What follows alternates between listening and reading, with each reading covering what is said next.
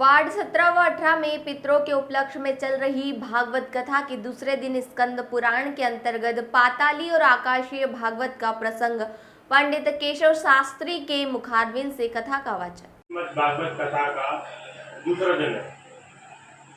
इसमें आज का प्रसंग क्या है? आज भागवत कथा में इस प्रसंग को पुष्ट किया गया कि भगवान की जो भागवत कथा है वो अनादि ग्रंथ है। वेद जैसे अपौरुषेय है, ऐसे ही भागवत ग्रंथ भी अपौरुषेय है।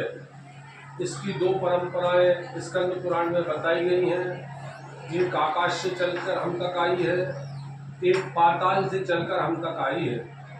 आकाश की परंपरा में इस भागवत का ज्ञान सबसे पहले भगवान नारायण ने ब्रह्मा को दिया।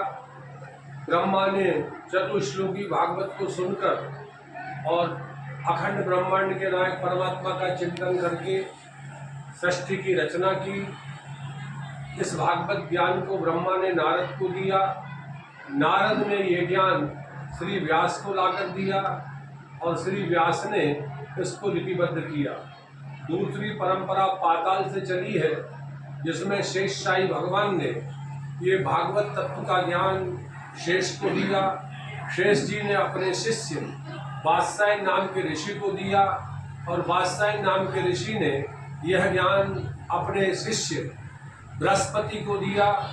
बृहस्पति से यह ज्ञान उद्धव जी को मिला और श्री उद्धव जी ने यह ज्ञान 16,000 रानियों को श्री गिरिराज जी में बैठकर उद्धव कुंड पर 1 महीने तक सुनाकर इस ज्ञान को प्रकाशित किया।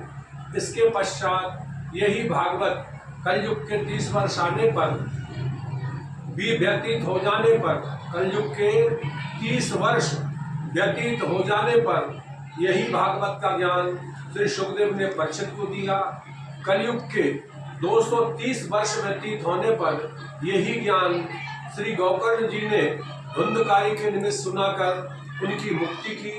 और कलयुग के 260 वर्ष व्यतीत हो जाने पर सनकादिक ऋषियों ने नारद जी को यह ज्ञान सुनाकर वृंदावन में भक्ति ज्ञान वैराग्य का उद्धार किया और आनंद वन में इस कथा को करके सारे लोक में यह कथा प्रकाशित की है। संजीव शर्मा की रिपोर्ट। अफवाह नहीं, सिर्फ सच्ची खबरें देखने के लिए हमारे चैनल MP Live 24/7 न्यूज़ को लाइक करें, शेयर करें, सब्सक्राइब करें और बेल आइकन दबाना बिल्कुल भी ना भूलें।